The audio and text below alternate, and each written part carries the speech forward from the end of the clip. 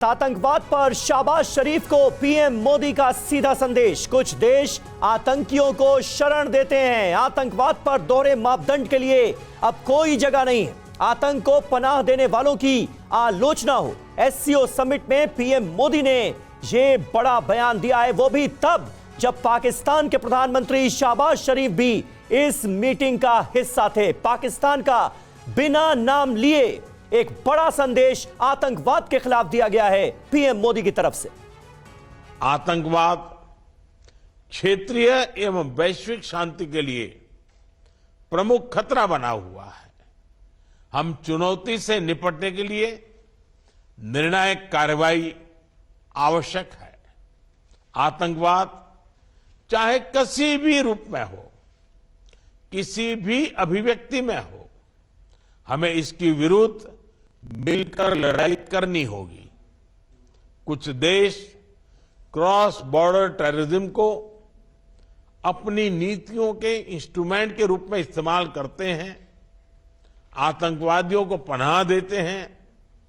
SCO को ऐसे देशों की आलोचना में कोई संकोच नहीं करना चाहिए। ऐसे गंभीर विषय पर दोहरे मापदंड के लिए कोई स्थान नहीं होना चाहिए। टेरर फाइनेंसिंग से निपटने के लिए हमें भी आपसी सहयोग बढ़ाना चाहिए। इसमें एससीओ के रेड्स मैकेनिज्म की महत्वपूर्ण भूमिका रही है। हमारे देशों के युवाओं के बीच रेडिकलाइजेशन के फैलावे को रोकने के लिए भी हमें और सक्रिय रूप से कदम उठाने चाहिए। रेडिकलाइजेशन के विषय में आज जारी की जा रही ज्वाइंट स्टेटमेंट हमारी साझा प्रतिबद्धता का प्रतीक है।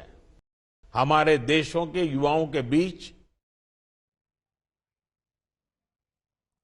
तो देखिए, प्रधानमंत्री नरेंद्र मोदी को आपने सुना। एससीओ समिट को संबोधित करते हुए भारत ने एक बार फिर से मुखर होकर के आतंकवाद को लेकर के अपनी बात कही है। बड़ी बात यह कि शहबाज शरीफ और शी जिनपिंग के सामने प्रधानमंत्री नरेंद्र मोदी ने टेरर पर खरी खरी सुनाई है।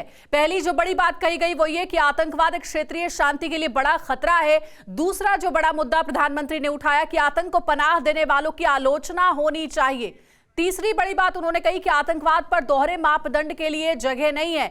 और देखिए, आज प्रधानमंत्री नरेंद्र मोदी ने जो एससीओ समिट में बातें कही है, इसी को लेकर के हमारे सहयोगी मनीष झा हमारे साथ जुड़ गए हैं लाइव। सीधे उनका रुख करते हैं। मनीष, टेरर पर एक बार फिर से प्रधानमंत्री नरेंद्र मोदी ने दो टूक कह दिया है। शहबाज शरीफ सामने थे, शी जिनपिंग सामने थे, दोनों को यह बता दिया है कि टेरर के लिए कहीं भी कोई जगह नहीं है और मुखर रूप से दोनों ही देशों को इस पर अपनी बात रखनी होगी।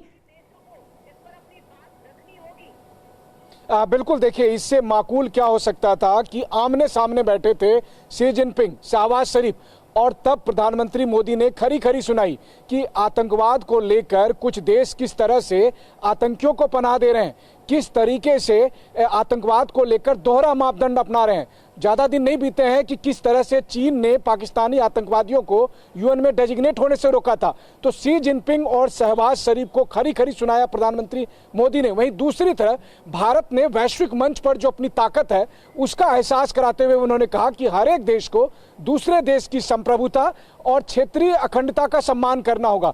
तो रूस यूक्रेन के मौजूदा वक्त में भारत अकेला शायद ऐसा देश है जो ये बात कह सकता है, और तब जब मित्र देश के तौर पर प्रेसिडेंट पुतिन आमने सामने मौजूद थे। और मैं आपको बताऊं कि मोदी और पुतिन आमने सामने स्क्रीन पर उनकी मुलाकात हुई है। इस बात को लेकर रूस में भी चर्चा है कि प्रधानमंत्री मोदी और पुतिन स्क्रीन पर आमने सामने एक से मिले। तो आप समझ सकते हैं कि एससीओ सम्मेलन की अध्यक्षता करते हुए भारत ने जिस तरीके से वैश्विक शांति की बात उठाई, आतंकवाद को लेकर कड़ा रुख अपनाने की बात उठाई, क्षेत्रीय अखंडता और संप्रभुता के सम्मान करने की बात आई, उसी से साबित होता है कि वैश्विक मंचों पर जब भारत मौजूद हो तो कैसे वो न्यायोचित बातों को रखता है। जी बिल्कुल सही बात है। ब्रिगेडियर दत्ता इस वक्त हमारे साथ मौजूद हैं। ब्रिगेडियर दत्ता, जिन बातों का जिक्र प्रधानमंत्री नरेंद्र मोदी की तरफ से किया गया है उसे बहुत मौजू बताया जा रहा है, वक्त की जरूरत बताया जा रहा है।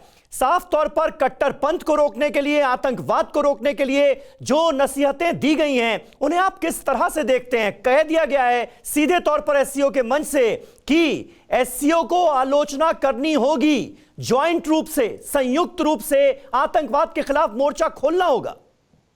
हाँ बिल्कुल, देखिए माननीय प्रधानमंत्री जी ने जो बिल्कुल साफ और वाज़ेह शब्दों में ये कह दिया है कि भारत ये चाहता है कि आतंकवाद या इस तरह की जो दहशतगर्दी है वो खत्म हो, और खासकर जिस तरह से पाकिस्तान उसमें लिप्त है।